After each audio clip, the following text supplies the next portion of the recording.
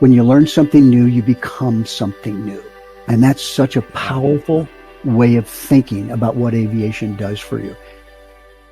Welcome to The Pilot Life, the show where we sit down with people who are passionate about aviation. My name is Brendan. I've been a commercial airline pilot for over 20 years, and in that time, I've heard some incredible stories. This is a show that I share those with you. Welcome on board.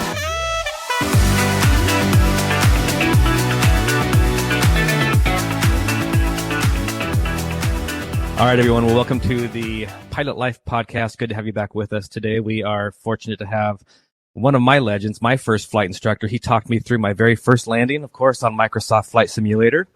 I believe that ended in a go-around, if I can recall correctly. But he cut his flying chops at the world-famous Amelia Aviation School. Has over 5 decades of instructing, an author, a speaker. I'm just really grateful that he has agreed to join us. Rod Machado, of course. Welcome. It's a pleasure to be here. Thank you so much for asking me to be on this podcast, and I look forward to chit-chatting with you. I want to kind of start back at the beginning because you went to the Amelia Aviation School, right? Can you maybe give our audience just a little bit of background about her history and then how you met her and got going at the Amelia Aviation? Amelia was a scientist. First of all, she was a NASA space scientist, mathematician, and she worked at the NASA facility over there at Moffett Field. She was just smart as all get out, just an amazing lady, but she was very demanding. She had compassion, but she also had standards, and you always knew what her standards were when it came to flying an airplane. And if you didn't, you would soon find out. And what made Amelia Reed Aviation interesting was back in 1970, you could rent an L2, a Tailorcraft L2 for $8.50 an hour, and the instructor was $6 an hour, and the airplane was rented wet. The instructor was rented wet too, of course, and if he wasn't wet, his back would be soaked when he came back from flying. And so you got a chance to fly airplanes that were, authentic stick and rudder airplanes, Piper L2, the J3 Cub, the BC-12D Tailorcraft. Amelia also had a Luscombe. So it was a wonderful place to learn grassroots stick and rudder flying skills. And that's what Amelia taught, and she was very, very good at it. Of course, all her instructors were very good at it. And it's interesting because the instructors there, along with Amelia, came from a lineage of World War II instructors. To survive in World War II, you had to be a good stick and rudder pilot. And the stories about some of these pilots, hopping from P-51 into a P-38 into any other kind of aircraft. And what they do is they'd read the manual and get the essentials, and then they would jump in the airplane and fly. And they could do that because stick and rudder skills are generalizable. In other words, they work on any aircraft that has stick and rudder. In other words, aileron, elevator, and rudder, as do all airplanes. Well, almost all, except for the aircrew. The issue there is that's what you learn. And when you walked away from training with Amelia Reed, you walked away with an insanely great education. One of the stories that you've shared in the past is how Amelia kind of got on you about not folding the seatbelt in the airplane after you were done with a lesson. Could you maybe share that with our listeners? Yes, I got out of her Citabria one time, and this was after I was a private pilot. And we get out of the airplane, and we were doing, I don't know if it was a checkout or aerobatics in the airplane. I'm not sure. And she said, "What did you forget?" And I didn't know. And I said, could you give me a hint? And she points to the seatbelt, and the seatbelt is not folded up and not connected and wrapped tight around the seat and put in some nice form. And I looked at that and I go, oh, okay. So I connected it. And she said, the most important thing you'll learn about aviation is when it comes to being safe, it's the little things that count, the little things that we don't pay attention to. You can call it a seatbelt. You can call it a gas cap. You can call it an oil cap. You can call it a low tire. You can, a low air pressure tire, little things that might not, or something on the ground that you might, like a bolt, cylinder bolt, that you might not pay attention to. And those are the things that can get you. So you really have to, we tend to focus on the macro as a natural, you might say, the natural way we're stimulated when we walk out to the airplane. Yeah, it's got a wing there. It's got a wing there. Empennage is connected to the same airplane. And so you think, oh, now what am I missing? And the missing stuff is typically going to be in the micro. And so that gives you an advantage. And that's what she reminded me of. That's what she taught. But Amelia had all kind of interesting little things like that allowed you to be inspired and motivated and trained. And you tend not to forget the things that she said. What was your first solo like? I mean, when she's there with you and then she gets out, what kind of plane were you flying, and what was that first solo? The instructor, Bill Howard soloed me. So it wasn't Amelia. I took a few lessons with Amelia, of course, in and out throughout the training. But the solo was, it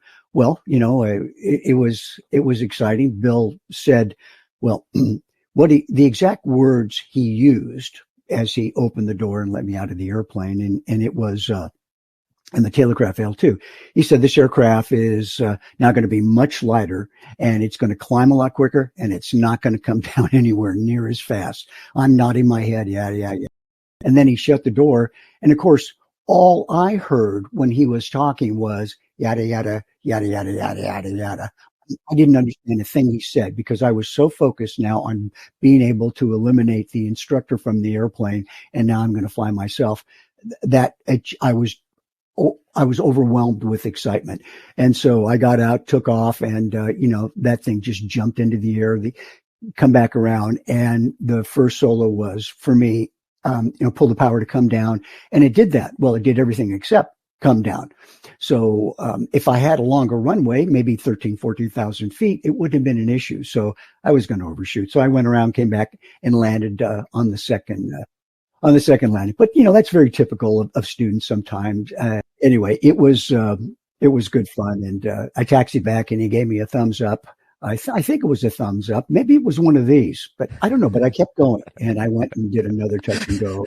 That was, and over the years, soloing so many students, which for me is the most fun part of any bit of flight training. A lot of my instructor friends like to do advanced training, and that's okay. I do that and did that in equal proportion. But whenever I could get my hands on a primary student, I always jumped at primary training because it's the one that gives you, at least me, and I don't know about you, but for me, it's one of those things where to take somebody ab initio and then to make them a product of your thoughts is an amazing idea. It's also a scary idea, but it's also an amazing idea. And I never forgot the students that I solo, the thrill, the excitement, and that's what made it rewarding for me. Yeah, you also have a really interesting insight into how new pilots and experienced pilots analyze risk. And I think that probably plays into, you have to rely on your training when you don't have that depth of experience that just naturally kicks in, right? So true. That is so true. One of the things about risk, when you look at what the definition of risk is, and you analyze the probability, which is a mathematical proposition now, of something happening. And then when you analyze that mathematical probability, then you make an analysis on whether you have the skills capable of handling the event should it occur.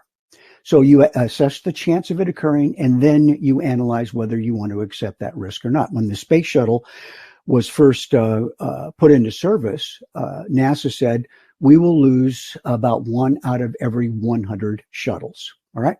That's what NASA said. So that's a 1% risk. And NASA said, okay. And they based on calculations of their historical data of spaceship use. And then NASA said, okay, we can accept that risk. And so they went ahead, and indeed, 1 out of every 100 shuttles, the Challenger was on near the 100th a flight of the shuttle, and they lost that shuttle. And then I think it was Columbia after that. As an airline pilot, when you see red on your radar screen, red indicates a 2% chance of destructive turbulence. And so you say, okay, well, we're not going to take a chance of going into anything red on a radar screen because it's a 2% chance is too much of a risk. Well, it's the same thing with general aviation, except in general aviation, unless you have a lot of practical experience, 15, 20,000 hours, maybe 5,000 hours, you can look at something and say, there's a good chance that we'll get in trouble by doing that, going there, or being in this situation. So you can actually make the equivalent of a mathematical analysis. If you're a private pilot, you don't have that skill. You don't have that capability. And the only thing you can do then is to evaluate, and this is key, evaluate the hazard. You are not a risk management assessor, which is a great misnomer. And it gives people a false sense of confidence that they can actually do this. What you are is a hazard identifier and avoider. Then you might say, okay, well, how do you know that you have the skill to identify hazards? And the answer to that is, hopefully you read some very good books, had some great ground instruction, and had, let's say, a good educational e-learning course. In other words, you had some good ground school. So that's why ground school is so important for students in this instance on pilots. I want to talk a little bit how you kind of stepped into both writing books as well as public speaking, because at some point you're going to get to a certain experience level. And this is anyone in any field where you feel like, hey, I feel like I've got something to say here. I feel like I can offer something back. Tell me about that process for you. Was there self-doubt that you had to overcome to get to that point? First of all, how did I learn how to write? Because I did not do all that well in school. At least initially through my freshman year. And then I discovered airplanes. And then through my sophomore year, I still didn't do all that well. And then in my junior and senior year in high school, once and honest to goodness, I was threatened to be thrown out of school in my junior year and put in what they called at that time was the recalcitrant school, reform schools, another euphemism for it. Maybe it's not a euphemism, but so I went out and bought the Dr. Bruno First memory course, my first month as a junior in high school. And the Dr. Bruno First memory course, I studied it, and I still use those techniques today. I could memorize anything. I can memorize names. I can memorize pages in books. I can memorize entire books. I have 100 words that still stick in my mind right now that are keywords that allow me to hook memory items on. Tino, a may, ray, law, jaw, key, fee, pee, toast, tot, tan, tam, tar, tail, tissue, tack, taffy, tap, nose, net, nun, name, neuro, nail, yada, yada, yada, yada. I can go on for 100. The thing is, every one of those words represents a number, and I can associate some item with that word. And if you were to say, what's number 13, I can give it right to you. I can do it in real time. No brag, just fact. So I don't want you to think I'm my kamikaze pilot who has to do all his bragging ahead of time. But, so then I didn't know how to write, but this is what I knew when, I got out of high school, went to college. I wasn't a great writer, but then I thought, okay, the person who wrote the book Coma, Michael Crichton, I think. Anyway, so what he did was when he decided he was going to write, he took 10 years worth of the New York Times bestseller fiction books and read them, about 100 books. And he found out, his analysis was what made each book unique. And then he distilled that essence down into some general principles, and then went on to write Coma and the Andromeda Strain and a whole bunch of other. Everyone was successful. Yeah. I took all the writers that I love to read: Richard Bach, Len Morgan, Gordon Baxter, and Barry Schiff, and so on. And I took those articles and I started going through them. I mean, years worth of articles. I kept all the magazines. And then I looked for the essence. What was the essence of what made those folks great writers in terms of humor and content? And I took that information and started writing for AOPA, and they seemed to like what I write, and had great success with that. And I had already written a private pilot book, of course, in 1994. 93, I think. And that was very successful. And again, I did all this study and collection, connection, and conveying the ideas of these great aviation writers. I did that back in the late 1980s.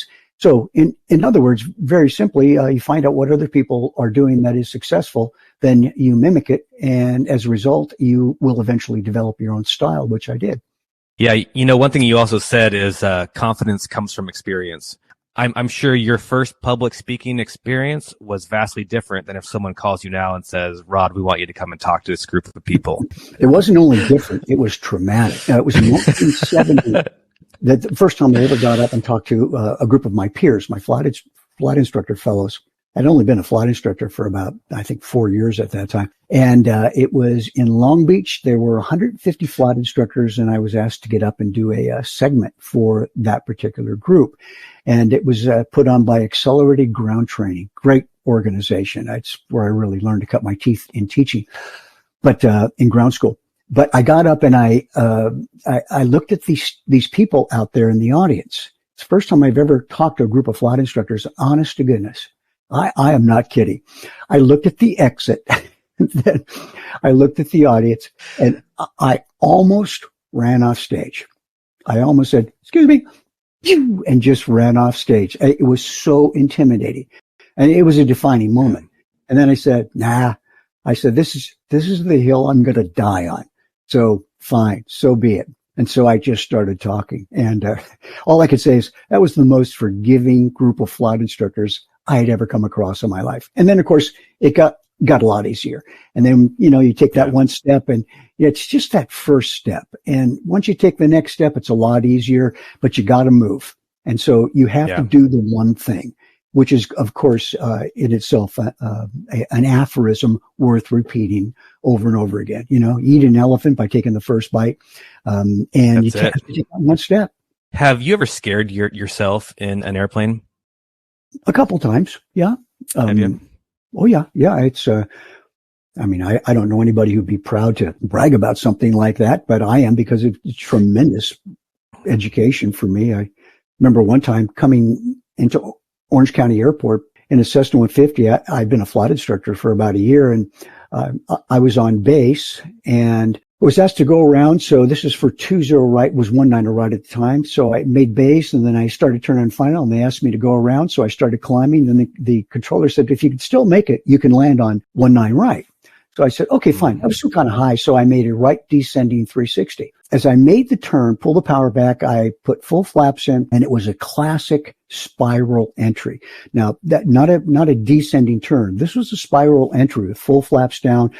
Nose starts to pitch up, and this was in a Cessna 150 Aerobat, and all of a sudden, as the nose pitches up, the airplane starts to bank. And as the airplane starts to bank, the nose pitches up again. Now the nose is translating through a diagonal. So you don't see the nose pitching up. You see the nose pitching in that direction, but it's still increasing the angle of attack. And as a result, the bank increases again and nose pitches this way. And by the time I had rolled out on final, I realized I was very close to stalling 200 feet above the ground. And I thought, wow. I could sense that something was wrong. And that was a valuable lesson.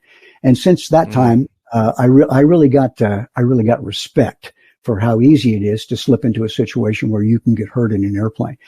And that was a great lesson. And the other time I took off in a airplane after I got my instrument rating in Cessna 182 heading up to from Orange County, John Wayne Airport to San Jose. And I had no idea how to identify whether a cloud is a dangerous cloud in terms of ice and convective activity versus one that wouldn't be dangerous. In other words, what cumulus cloud can you fly through, and what cumulus cloud or cumulonimbus cloud should you not fly through?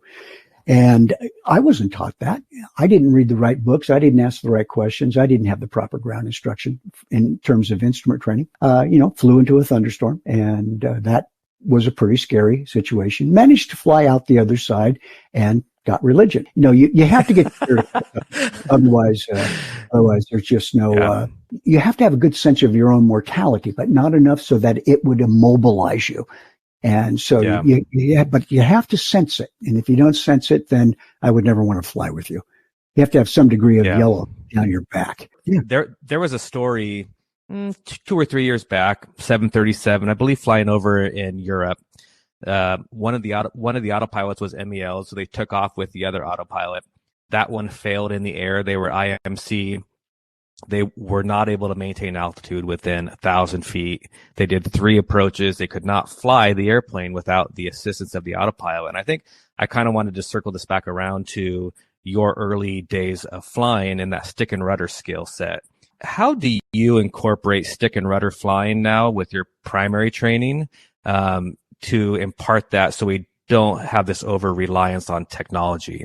I gave a guy a flight review in a A36 Bonanza with an Allison conversion. I got in the airplane, and I knew this guy had never flown without his equipment. It's always GPS, always some means of electronic supplementation. So I said, "What is that?"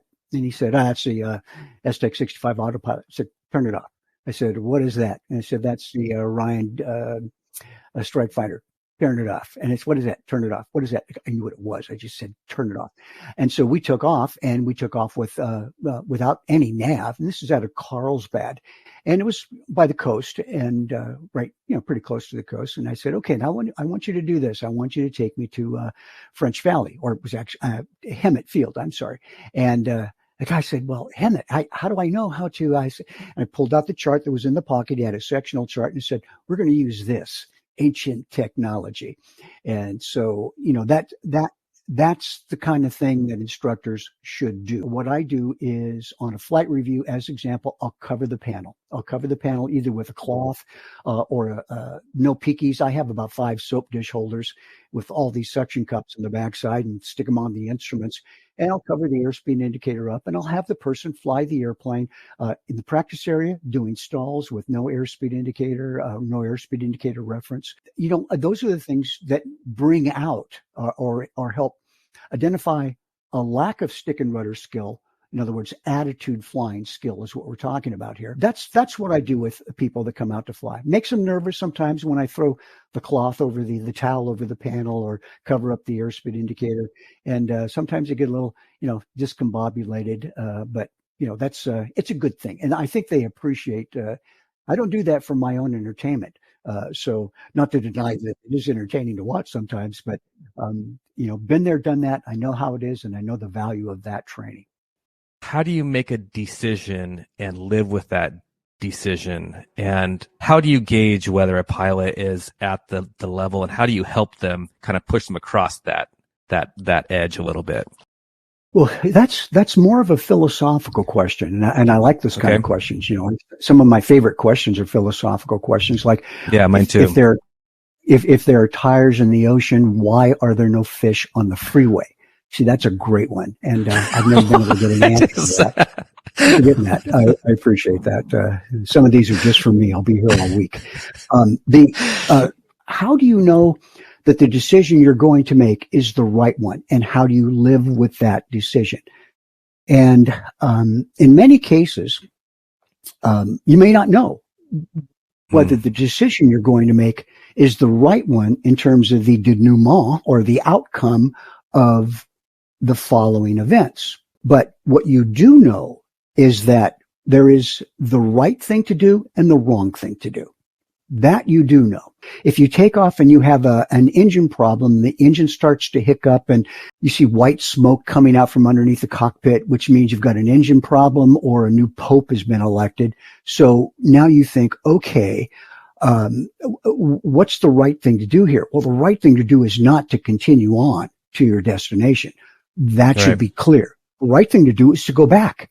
That should be clear. Now, in many cases, those kind of things are pretty simple. And so you think, okay, if I go back, I'm going to really upset a lot of people. Like if there's a engine problem on your jet aircraft and you have to go back, you've got to explain that to your company. You've got to explain that to the passengers. You've got to explain that to the flight attendants, the deadheading pilots on the aircraft who are hoping to be able to get home. There are a lot of people you're going to have to explain that to. The problem is that those folks shouldn't be involved in the initial evaluation for the decision. And if they are, there's a good chance you might not make the right decision. So you ask yourself, what is the right thing to do here, irrespective of the number of people that I'm going to really tick off? And the right thing to do is to do this, do that, and based on your experience. Now, of course, it's quite possible you may make a bad decision. And it's quite possible that other folks with a little more experience would have said, no, you could actually have continued on and you would have been okay. And that's quite possible. If that's the case, you have to be willing to accept the fact that you are probably going to cause some people to be very upset with you. And you have to be willing to live with that. If you can't accept the consequences of your decision, then you have no business making decisions in that environment. That's how I feel. It's really cut and dry for me because I know I'm going to make a decision. Well, I've made decisions before that have really upset people. But I knew they were the right decisions to make or the right decision to make. And as a result, I felt confident in doing that despite the fact that somebody was very upset with me. I'll give you a good example. Back in the late 1970s, actually, it was early 1980s. I was doing some filming for the first video magazine called Aileron Magazine. Eventually went on to become ABC Wide World of Flying. I was supposed to take an airplane from Long Beach, fly it to Mojave for filming. The problem was at Long Beach, it was 0-0. And of course, when I was younger, I had no problem taking off 0-0. In fact, I looked forward to it. But I got out onto the runway as best I could find it. And the controller said, you're cleared for takeoff. And it was an IFR departure, of course. And all of a sudden, I just had this existential realization. And now this realization of the risk outside of me. What could happen if the engine quit? And I thought, I'm a dead man. I can't control where I'm going to land. I don't know what I'm going to hit. And I thought, I can't do this. This is just not right. It's the wrong thing to do. I went back and I managed to find my way back to the tie down spot, called the people, and they weren't too happy with me because, in the past I told them, oh yeah, I have no problem taking off 0-0 and, things changed. I changed. And, but, I've had many situations like that before where it just wasn't appropriate to go. And so, Right. And I guess ultimately kind of boils down to this. If you're not willing to accept the consequences, you shouldn't be in a position where you have to experience the consequences. Someone expresses interest in aviation. What's a good first step to see if this is a path that they want to pursue or not? The very first thing I would do is go out and take a demo flight at the local airport and find a flight school and say, listen, I'd like to take a demo flight and I'd like to fly with your most patient instructor. That's what you want to say. Make sure you buy a logbook if you like what you experience and have the instructor log that time because that's loggable. And so that's dual instruction. So you want to get every bit of that you can. Then if you like it, the next thing you would do is plot, plan, and scheme and decide how you're going to pursue a private license. Having money is very, very important. You need to have enough to be able to finish training. One of the big reasons people don't finish training is they don't have the money. After you get the demo flight under your belt is to buy either a good aviation book and start studying for the FA knowledge exam. It just so happens that I have a couple here and don't have one with me on the shelf up there. Rob Machado's Private Commercial Pilot Handbook is where you would want to start, and it contains everything that you need in order to pass the FAA exam. But I also have educational courses. I've written 8 books. I've done 12 e-learning courses. One of them for the private pilot certificate is 40 hours in length, and it's highly animated. It's all video. It's all video based. Yeah. I do this all myself. I create it myself, only because that's the only way I can make sure I get it done the right way. And you can go to my website, rodmachado.com, top left-hand side, big blue block. It says Private Pilot e-course. Click it and then take a look at the demo link for that course, and you'll get a flavor of the course.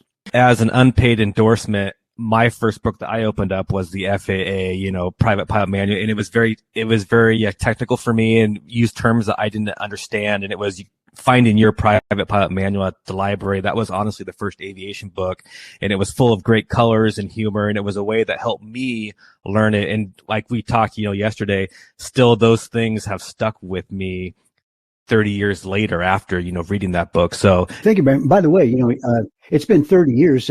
I can't imagine what the library fines are for having that book out so long. So there was a story that you told in there about a Cessna 172 and a 747 both holding short. This is one of my favorite stories. I did not invent the response, but I remembered the response and I used it. And that was, like I said, steal like an artist. Artists like to, borrow ideas and use them, incorporate them. And, so there are only two ways to get smart. Read a lot of books, ask a lot of questions.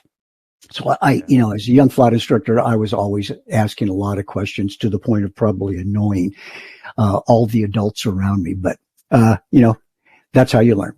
So, yeah. At John Wayne Airport, I was with a student in the run-up area, and we were doing our little run-up, and I tell the whole little story in great detail and what have you. The student's doing his run-up, turns the key to off accidentally, then turns the key back on. Instead of going to the right mag, he goes to off, turns back on. Well, you can't do that in an airplane with a muffler because you'll build up gas fumes, unburnt fuel. Fumes in the exhaust stack, and you'll turn the key back on, and all of a sudden, boom! And I'd say that's how students signal other students at distant airports. That low frequency boom. Right. It's how they connect with their people. And so we're waiting to go, and then a Hughes Air West, it was Hughes Air West at the time, DC-9 comes down, and the controller says, 213 to Bravo, you have a Hughes Air West that's ready for departure. Would you mind letting that? I said, yes, sir, let them go. That's fine. We want to get our big brother and sister in the air. And I understand that because, I've been on an airline seat hundreds and hundreds of times. I want to get going. So that was no problem. And then he said, would you let another Hughes Air West? I said, sure. And remember, this is 7:00 in the morning at Orange County at Orange County Airport at the time. So let him go. Then all of a sudden, we're ready to go. It's our turn. And so the student starts to taxi out, going toward the runway threshold, and the 737s coming down the taxiway belong to Air California. And, he sees me going for the runway threshold. So he grabs a handful of JT-8D 20,000 horsepower thrust engines and gobs that to the front firewall, and I can see him speeding up. And I'm thinking, wait a minute, he's going for our spot. So I take a little Cessna 150 and I tell it, take very little artist license with this, just a little. We race to the runway threshold, and he slams on his brakes. I slam on mine. I'm looking up at him. He's looking down at me. And I say this, and maybe I exaggerated this part, but in an attempt to intimidate me, he revs his engines. And I said to my student, are you going to let him do that to you? What are you going to do? And I think the student said, I'm going to let you fly. And no. Mosaic Law, Deuteronomy, give him a blast of that Continental 0200 100 horsepower engine. And he did. Ding, ding, ding, ding, ding, ding. And every once in a while, that third cylinder would kick in. And because it was rental.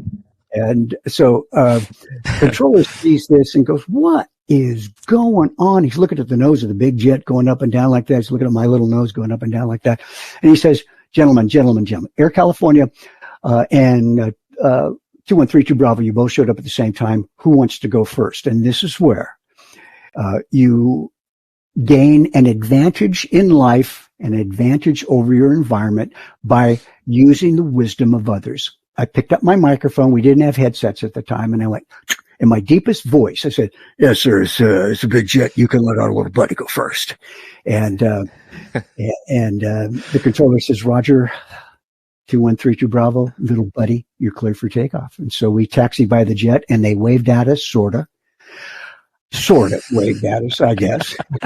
Right.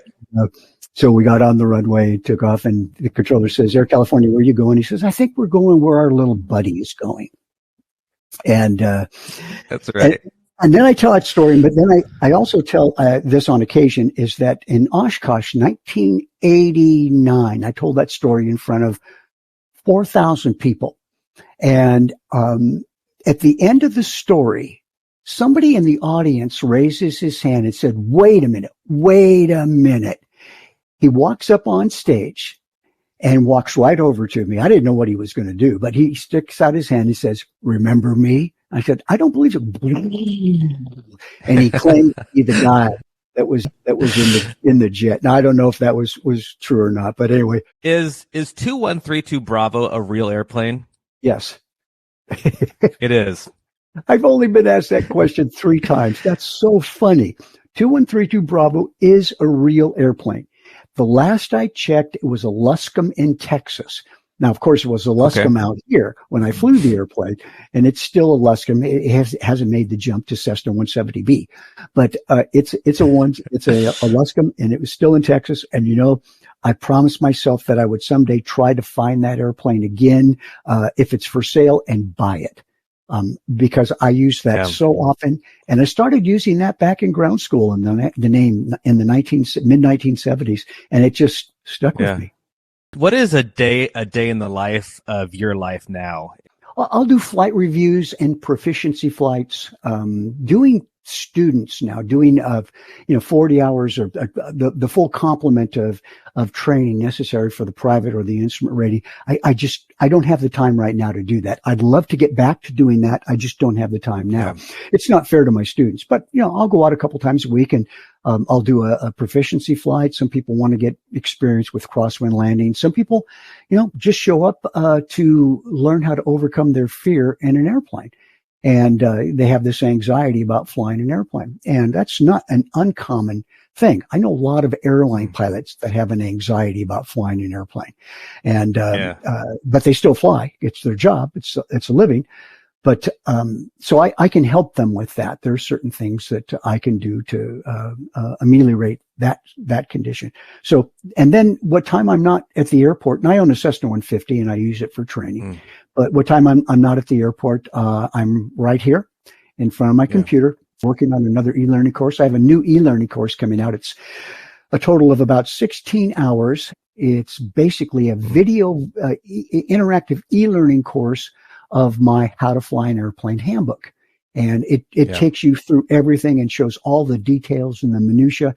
And everybody else shows you great pictures of them flying an airplane in beautiful airplanes. And they're just incredible courses. They show you, it's like National Geographic in the air. For me, I show you the guy sitting outside the airplane, my avatar, pushing the rudder this way, that way, holding the control this way, moving the throttle that way, trim this way. And that's the kind of minutia that sometimes you have to stumble across as a student. Well, no more stumbling. I'll just take you right through the process of seeing it, absorbing it, and being able to use it. What has aviation meant to you as you look back? Obviously, 50 plus years of instructing. What do you take from the experiences that you've had? Well, aviation became the metaphor for me to understand that I can learn anything. I can pretty much do almost anything that I'm physically capable of doing. And the fact that when you solo an airplane, when you learn something new, you become something new. And that's such a powerful way of thinking about what aviation does for you. I wasn't a very good student in high school. When I became a junior, everything changed because I started taking flying lessons. And once you start taking flying lessons, and you start progressing, and you have an instructor like Amelia and like Bill Howard that allow you to experience some degree of success on every flight, no matter how small it might be. Rod, you did a great job. You're missing the runway closer now. And, no matter how small that might be, you got out of the airplane without choking yourself on the seatbelt. Fantastic. And you start to feel like, I can actually do it. And so that's what aviation did for me. It gave me a tremendous sense of confidence. But ultimately, again, it allows you to know that you can learn something new and become something new. And that's powerful stuff. Changed my life. Well, and I think it's safe to say that the way Amelia was that influence on you, you've been that influence on tens, if not hundreds of thousands or millions of people worldwide who have enjoyed your speeches, your content, your book. You are a pilot's pilot. You are America's CFI. Well, and I'm just so grateful for you to take the time to come on today. So you are fun to talk to. That you make it very easy. You know, sometimes talking to some people, you feel like, you know, you're waking up the dead. So you want to get over there and draw white chalk lines around them. But you really are fun to talk to. So it was quite a pleasure and an honor for me. Thank you so much, sir. Well, thank you so much. And thank you to all of our listeners of the Pilot Life. We have enjoyed sitting here with Ron Machado. He's been very generous with his time. And until next time, take care.